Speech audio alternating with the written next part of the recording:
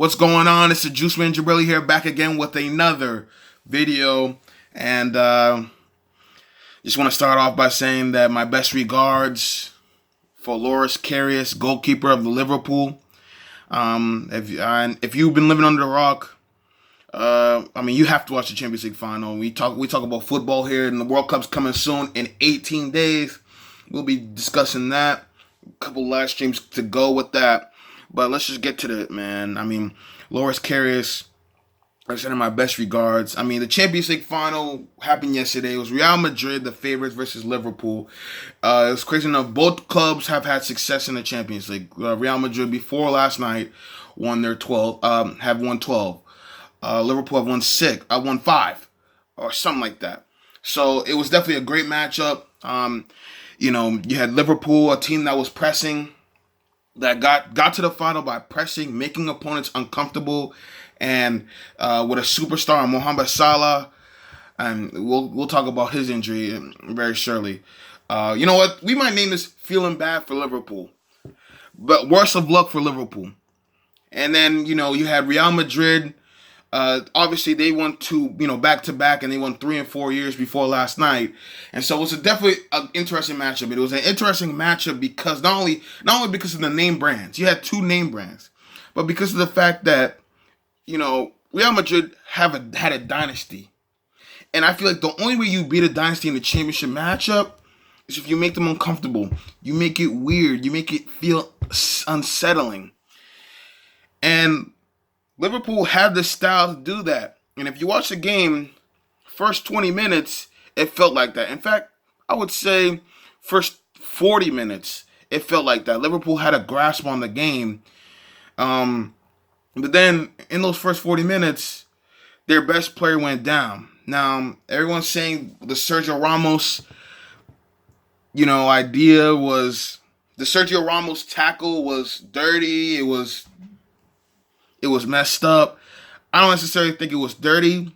I just think it was, Sergio Ramos. He has a reputation, so I understand if you think it was dirty.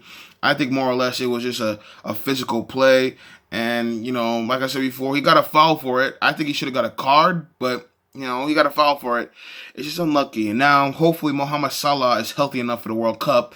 What I'm hearing was the first report where Mohamed Salah went down was that he was going to be out for 3 months with a dislocated shoulder. Then they said it could be a bruise, it could be a sprain. Now what I'm hearing is 2 weeks. All I know is hopefully, I do not want him to miss any time, but if he does, at least he'll make it in the World Cup. I want to see him in the World Cup. If not, Egypt has no shot, and it'll just be heartbreaking. But once Mohamed Salah went down, and it was just a Real Madrid kind of got control of the game. And then we went to half, it was 0-0. And then second half began, and Loris Karius threw a blunder. He had one of the worst blunders you can ever have. Benzema, being the poacher that he is, circling the goalkeeper, and Loris Karius throws the ball, and Benzema just puts a foot in there. And the ball just rolls into the net. And that blunder, like I said before, I'm not in the business of kicking people when they're down. Loris Karius is 24 years old. He wasn't, beginning of the season, he wasn't the first choice keeper. It was Simone Mignolet. He just won the confidence of the manager, of Jurgen Klopp.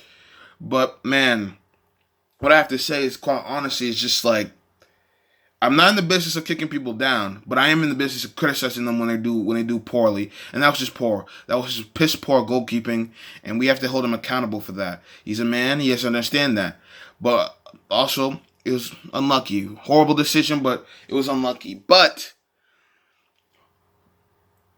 a couple minutes later, I would say like 7 minutes later, Liverpool have a corner. They start pressing, they start attacking.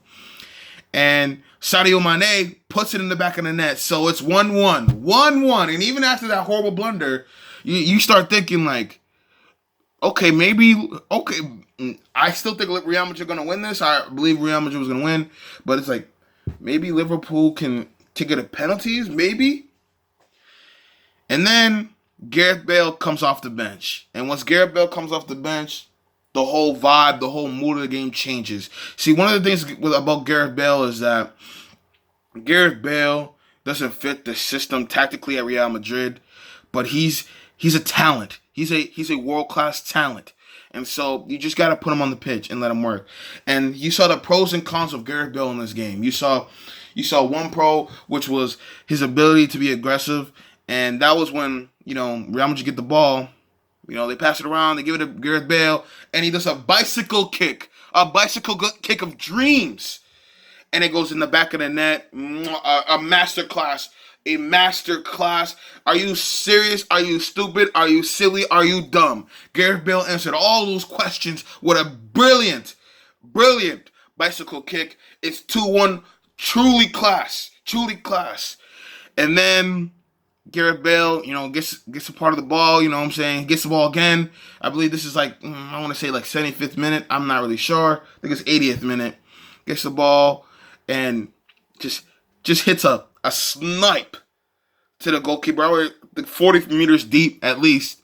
That's 40 meters. I'm using European metrics. I'm in America, so I don't know. Over 40 feet. I don't know, but let's say 40 meters just for European sake.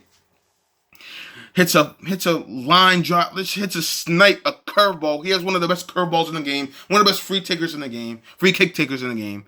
And that thing goes it kind of gets like a little knuckleball, but it's still a savable ball. Loris Karius should have caught it or should have punched it away. And he took his eye off the ball and he didn't know what to do. And he hit it and it went into the net. And you could just see the devastation from the Liverpool defenders. This was just a kick in the nuts. Liverpool could not manage after this. And you know what? And it was game. It was truly game. And another funny part of the game, Ronaldo gets the 1-on-1 finally. He's finally going to score, take his shirt off, have a Champions League moment. You know what I'm saying? Goes 1-on-1 with the defender. And also the fan comes on the field at the last minute. And the whistle gets blown. And that's the end of the match. That had me in tears. There were so many talking points in this match. But what I have to say is, listen, I'm not in the business of kicking people down, but we have to hold Loris Karius accountable for his piss-poor goalkeeping. And I know he'll get better after this, but it's pretty much said, if a lot of people say that if he doesn't make those two blunders, we go 1-1, we go to extra time. I still think Real Madrid would have won. And, in hindsight, that fan doesn't come on the field, and Ronaldo probably scores that, and it's 2-1. So, bottom line is that, Real Madrid were going to win anyway, in my opinion. But if you think so anyway, you comment. All right? So, congratulations to Real Madrid. 4 and 5 years. Champions League, European champions. European Cup champions. That's the 13th. La Trece. I know my Spanish. I took 4 years of Spanish. La Trece, congratulations. Now, World Cup in 18 days. We're going to talk about soccer very soon on this channel. But now let's shift to basketball. Western Conference Finals, Game 6. No Chris Paul for the Rockets. And the Rockets were shooting the lights out of the ball, but they were just too sloppy, too nervous. They were shivering. And Warriors were sloppy. Warriors are just very sloppy too. But that first half, all I can say about that game was first half, the Rockets play, they shot the lights out of the ball. But the way they play, it's really, if the ball doesn't go in, they don't win. And it's just, they don't make threes, they don't find another way to score. So, the Rockets, they got in the second half, and the talent of the Golden State Warriors outlasted. And now we got a Game 7. So, we got Game 7 in the Eastern Conference Finals with the Boston Celtics and the Cleveland Cavaliers. Might do a live stream of that on Sunday. You might be watching this on Sunday or whatever, but I might be doing it the day of that game, and I might do another Game 7 live stream of Houston and Golden State. It's basically a Final Four to see who plays in the championship series, the championship series. Can't wait. This is what basketball's all about. So that's going to be it for me. Subscribe to the channel.